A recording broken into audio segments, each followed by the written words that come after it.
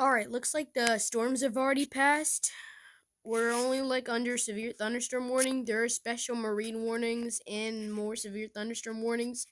But we're under severe thunderstorm watch now, so.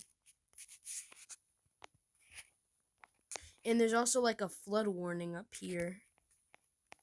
Which I hope y'all, if anybody living up there, I hope your guys are okay. Because I hope your basement's not flooded. Severe weather statements for maybe some parts. But overall, it's so yeah, looks like we're not under a storm really anymore. So